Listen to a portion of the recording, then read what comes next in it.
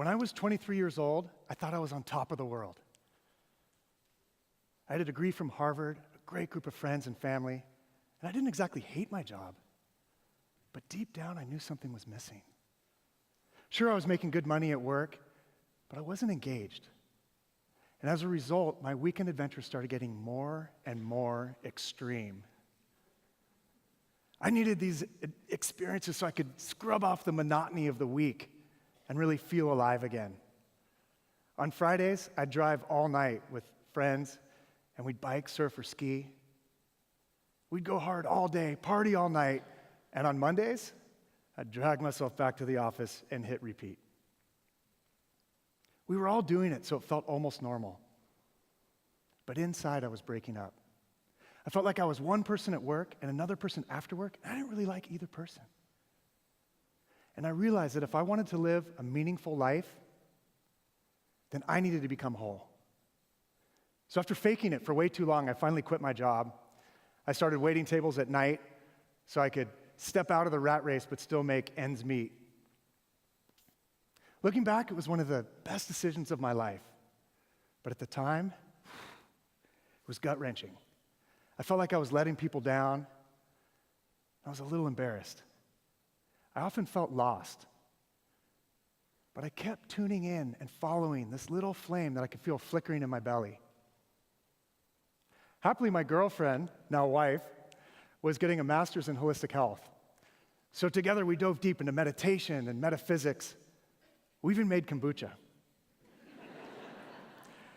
Gradually, my mindset melted into a heart set.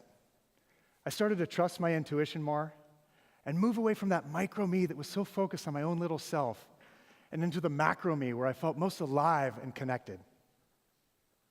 Like most of us, I recognized that our culture is leading us on a path that was not only soul-sapping, but destroying life on the planet. So why then is it so hard for us to break away from this dominant paradigm, the so-called American dream, and follow a path of wholeness? For most of the past century, we focused intensively on transforming our planet through increased technology, chemical agriculture, household goods, and more. At the same time, we've transformed human culture through megacities, internet, fast food, and cell phones. We use surgery to change the way we look and fashion to make us feel connected. Yet despite this mastery of our external environment, this industrial revolution leaves us feeling overwhelmed and anxious, depressed and lonely. Clearly, our focus on material wealth traps us in a vicious cycle of insatiable consumption, where we keep looking outside of ourselves to try and feel complete inside. And this external focus leads us to destroy ecosystems and cultures and leaves us on the brink of extinction. But it doesn't have to be this way. What we need now is a consciousness revolution where people are enlightened by the power of their connection to each other and natural systems. Only once we feel fully alive and connected can we heal ourselves in this culture and create a new story where humans are a force for regenerating ecosystems and creating vibrant communities. For the first time in history, we have free access to the teachers, tools, and technologies that combine modern insights with ancient wisdom from around the world. With these tools, millions of people are discovering their enlightened nature. This enlightened nature is one of love and abundance, where we all feel connected and belong and know that we all need each other to thrive. So we have these mindfulness and communication tools, but not enough people are using them. To really accelerate this consciousness revolution, we all need environments where we can learn and practice. This is going to sound crazy, but a corporation can be the perfect place. Hear me out. As Americans, we spend half our waking hours at work. So work becomes one of the most prominent aspects in our lives, not only for our livelihoods, but for our social and emotional lives. For many of us, we rely on our companies, much like people traditionally relied on their tribe or their extended family. And our relationships at work become some of the most important relationships we have. Sadly, though, most corporate cultures are toxic. The stats are alarming. According to Office Vibe, almost 50% of employees are looking to leave their current jobs. And only 13% of employees worldwide are engaged in their work. That means almost 90% of people are not engaged in the place where they spend half their time. Not only is this tragic, but it's a huge missed opportunity. And the missing ingredient is purpose. If a company has a life-affirming purpose, a living purpose, then all employees and stakeholders can be fully alive, and the company culture itself can become a living culture that places primary value on healthy relationships. In this way, work can be the place where we learn about ourselves and how to collaborate and solve problems together. And organizations can evolve into self-organizing structures that operate much like living systems. Personally, we all want to feel whole and work in environments where our self-actualization is nourished. And culturally, we desperately need these living, learning companies that can unleash human potential. These companies will attract and retain the best talent, and their living cultures are a competitive advantage because they utilize resources very efficiently, and employees are connected so they can adapt to change quickly and take on new opportunities. So we need to create thousands of these companies that operate like living systems filled with thriving people that are all aligned with purpose, what I'd call a living purpose company. And my first exposure to a living purpose company came right here in San Luis Obispo over 20 years ago. I reconnected with two high school friends who were starting a vegan restaurant called Natural Flavors. Natural Flavors began as a Cal Poly senior project, and I was super excited to jump in. They'd formed a cooperative group of humans that were collaborating with nature to create a small economy that existed to feed people while stewarding the soil, water, and air. Now, I know that's a mouthful, and most people just call it a restaurant. But it was so much more.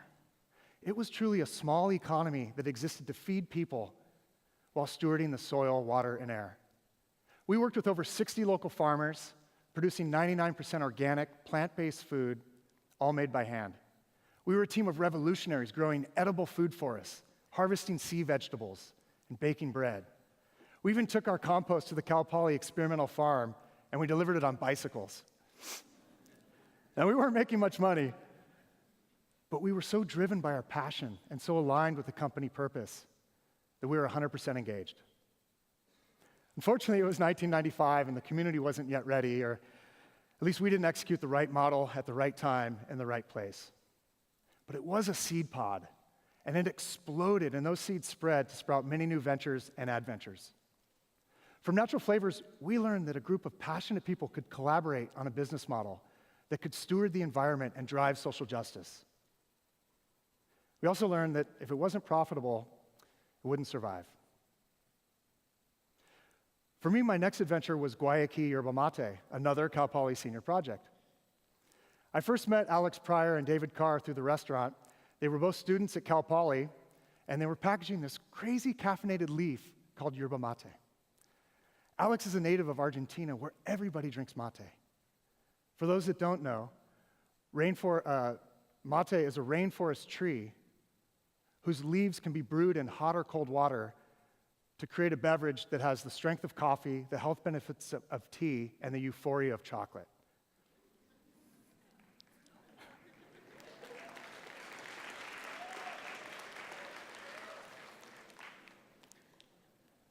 Even better, it's a national drink in southern South America where it's traditionally consumed in a gourd or a hollowed-out squash where you fill it with mate and you drink through a straw called a bombilla, and you share it in a mate circle. It's literally the symbol of hospitality where people sit for hours and share mate, passing the gourd as they connect with each other.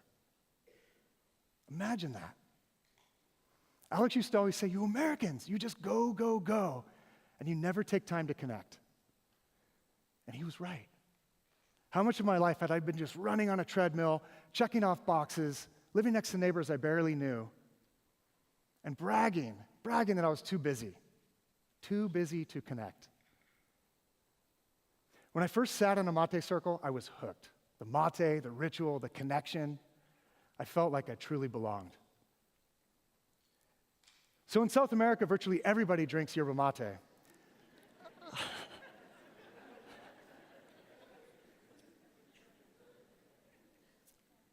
But it's typically a really low-quality product that's grown on plantations in full sun. Yet natively, mate grows in the rainforest. Meanwhile, rainforest is being destroyed at an astonishing rate. And forest communities are struggling to survive, or even being displaced or murdered as oil and gold extractors move in, or forest is cleared for cattle and cattle food. We realized that with the right business model, we could begin to address these massive problems. What if we grew yerba mate in its native rainforest habitat instead of on sun-grown plantations, and partnered with indigenous communities and small family farms so that yerba mate could become an economic driver for stewarding and restoring rainforest, and local communities could earn a sustainable income while living and working in their native rainforest? With that, we knew we had the foundation for a truly sustainable business, and then we could prove that money does grow on trees. Now, it also crystallized for us that the organization itself needed to operate like a living system. Our job is to feed it physically, spiritually, emotionally. We're the stewards of the whole organization, the company, the brand, the stakeholders, and those include employees, customers, financial partners, growers, the community at large, even the yerba mate itself. And for it all to work, we all need to be aligned in our purpose and practices. At Guayaki, our purpose is to come to life, which for us means sharing the spirit of yerba mate, which brings deep shared understanding and relationship among all living things. This implies a high degree of equity and democratic process where all people are involved, and with clear communication systems so that we can all embrace change, resolve conflict, and learn together. The key elements we incorporated are a living purpose which drives the vision and is aligned with the mission, the business model, and the daily practices. A living instinct. I think we're all familiar with the killer instinct where you kick someone when they're down. With a living instinct, we all lift each other up. Utilizing compound interest. You've probably heard that if you take a penny and you double it every day, after just 30 days, it magically becomes $5 million. That's compound interest, and Einstein called it the most powerful force in the universe. So let's compound integrity, gratitude, and well-being so that even small acts of kindness and sharing can compound over time to drive massive change. Developing our hard and soft skills. An enlightened workforce plays together and moves more seamlessly. And when conflict does emerge, we have the tools and processes so we can move through that friction and into creative outcomes. You know, it's just as easy to treat people with respect and kindness as it is to treat people poorly. It's just a choice that we all make. And with practice, it becomes second nature. Finally, we tie it all together with shared rituals and practices. Of course, our favorite ritual is the mate circle, and it's become the center of our company culture. Mate circles can bring people together from around the world in a spirit of reciprocity. And just 2 weeks ago, thousands of people gathered to share and connect. They were in Paraguay, and they set a new world record for the largest mate circle ever. Actually, a tereré circle, as they call it in Paraguay. When you sit in a mate circle, the person that shares the mate and keeps it all flowing is called a cebador. We realized that all of us at Guayaki are cebadores. We're here to protect forest and serve humanity. And we take our responsibilities so seriously, we even have a badge.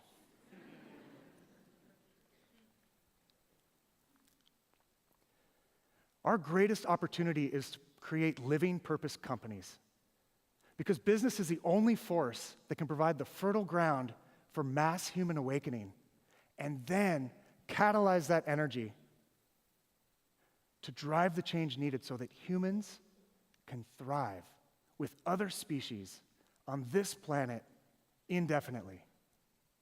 All we need is us. Your livelihood is an embodiment of who you are because it's a result of how you choose to invest your time and energy. We need you to create living purpose companies, to vote with your dollars for products that value well-being, and to vote with your energy to work for and invest in living purpose companies. Most importantly, we all need to bring our whole selves into every moment. Keep following our hearts. Listen to that little flame that glows in all of our bellies, because we all need to be the change that we want to see in the world. Thank you.